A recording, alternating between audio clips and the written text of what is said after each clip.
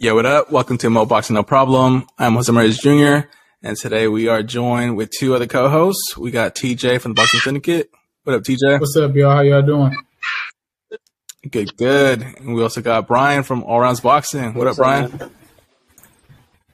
So we are here today to talk about last night's fight, which was Errol Spence versus Yordenis Ugas with 3 of the 4 belts on the line. Action-packed, and I'm going to ask you guys what you thought of the fight. I'll start with you, Bryan. I know you were there in person. Yeah, I mean, overall, it was a great fight. Ugas, he wasn't, I don't think he was a pushover whatsoever. But I tell everybody there's levels to boxing, and Spence kind of showed it. Agreed. What about you, TJ? Yeah, I kind of agree with that same thing. Like, Ugas wasn't a pushover, like he said. Like, he came out that first round. I gave him the first round. I thought he was going to put up a lot, better fight, throughout the rounds as well. But I think, Spence's, like he said, levels got, started to show, and it got to him, you know what I mean? He started to just really throw his hands a lot more, pick his shots a lot better. And it kind of just showed that, he's just on a different level than, Ugas was, yeah. Yeah, I agree. That first round was definitely a kind of feel-out round, which I did get to Ugas as well. And then it was just tick for tack after that. And, it wasn't until, I think the 6th round where the momentum shifted. And it was clearly in Ugas' favor. So that's when the mouthpiece from Spence fell out from one of the punch, and he didn't protect himself and took some more punches. So what do you guys think of that? Which is kind of like a rookie move by him? I think so. I mean, I think Ugas should have jumped on Spence whenever he had him against the ropes, but I don't know why he didn't, to be honest with you. That could have, changed the 147 division as well if he would have did that, because he could have got him out.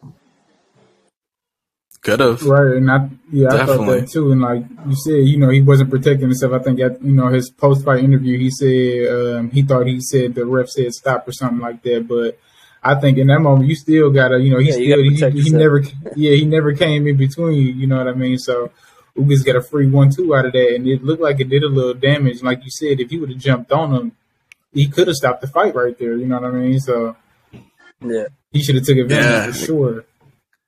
Because that's definitely the most hurt I've seen Spence in his whole career.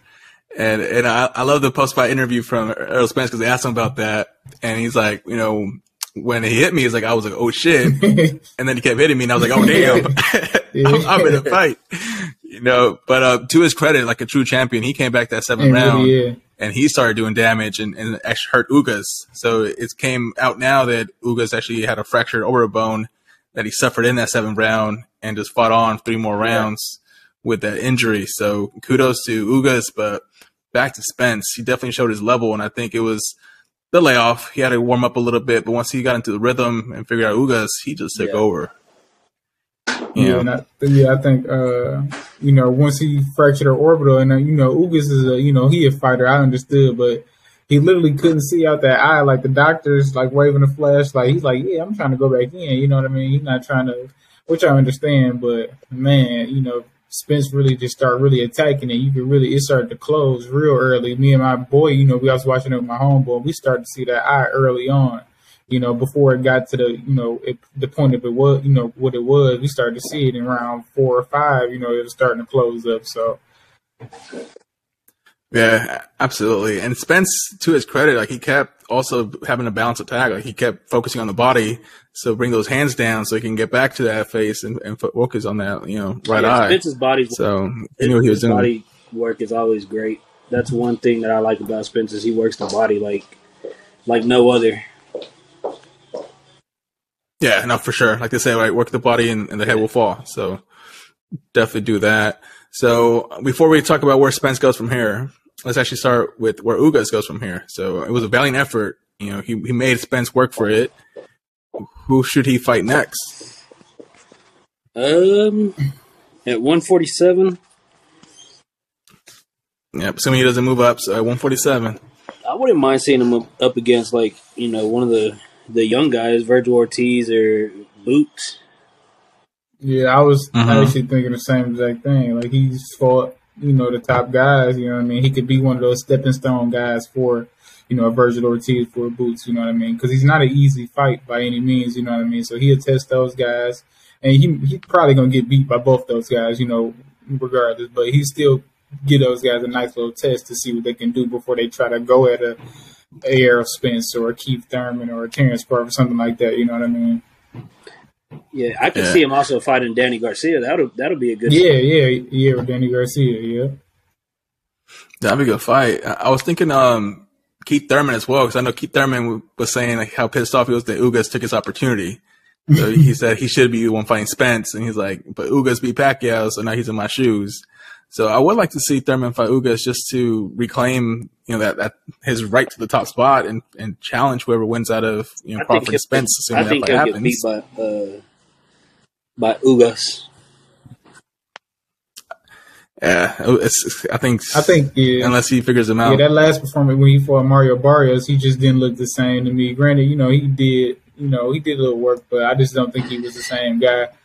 But I mean, for me, I don't even know who would Keith Thurman go after, because, like, you know what I mean, it would have to be like somebody like a Ugas or a Danny Garcia, because I don't think like we said, I don't think he's beaten any of those young guys or Virgil Ortiz or Boots, and then I don't even think a Terrence Crawford or Errol Spence is looking in his directions. You know what I mean? No. It's like, who do you go up, or what do you do? You know what I mean? So it's like,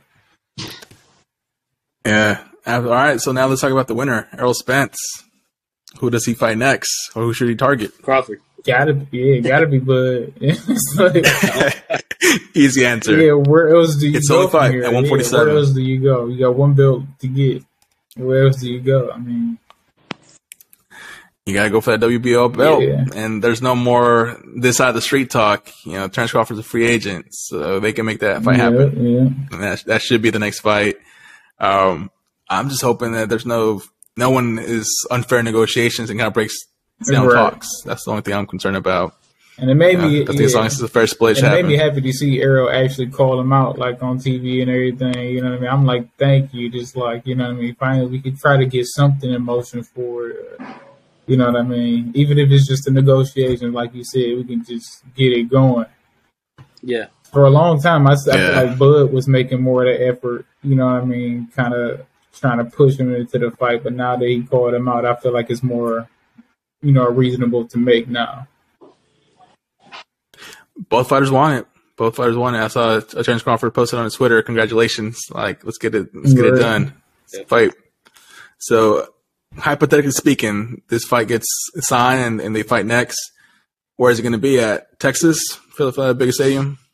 Or are they taking this to Vegas? I think it'll probably be in Vegas, but it needs to be in Texas. I was thinking Vegas too, because I'm like, both these guys are gonna. I'm the A side, or but assuming Errol has 3 belts, he's probably the A side. But Bud, they're both. He's ranked higher than top 10 pound for pound. He has a little ego too, so you know what I mean. I don't know. I'm thinking Vegas too, just like a neutral playing field. Yeah. I think that's probably what we're going to push for, because if it's in Texas, we know who is the hometown fighter there, and would have all the fans behind him on it. So, yeah, probably Vegas. I would think so, too. Yeah. Awesome. Well, you guys have any other closing thoughts on the Errol Spence Ugas fight? No, I mean, wish Ugas a speedy recovery. Yeah, likewise. He's a warrior, so speedy recovery to him. Yeah, definitely.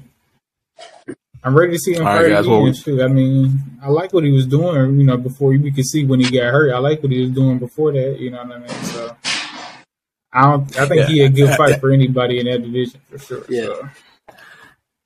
Yeah, he's one of those fighters, like, even in losing, his stock went up. Right. Because he gave Errol Spence a good fight. Like, he besides that round with the mouthpiece, I think he also hurt him a few times to the body. Mm-hmm. Yeah. So he's a tough fight for all the other welterweights out there. We'll see. And as far as like another championship opportunity, that's probably long gone with 4 losses. But I mean, if he can make a little run, you never know. Shoot, if he starts just beating guys, you never know what could happen. He can get a nice little, maybe another run at it before you hang him up. Yeah, I mean, if Crawford and Spence happens, I think they're both going to move up. So yeah. Whoever wins on that. So up for grabs at that point. So. Playing field, now he's got to go after the young guns. Ben, Virgil Ortiz, and Boots. Yeah. All right, for sure, guys. Well, that's our thoughts, short and sweet. Before we wrap up, why don't we start with you, Brian? Where can people find you? Follow me on Instagram at All Rounds Boxing, and I'll give y'all a follow back. I want to thank you for getting me back on here again.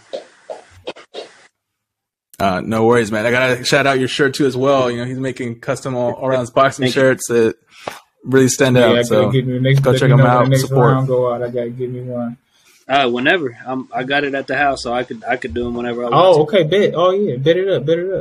Oh yeah, and then y'all can find me at the Boxing Syndicate on Instagram, and we get all the information out from there too. All right, for sure. And I'll make sure I drop both of your tags in the description of the video. Again, thank you guys for joining me. I love talking boxing with y'all. Yes, sir. Thank you. For sure, bro. Thanks for having me. All right, no worries. All right, later, guys.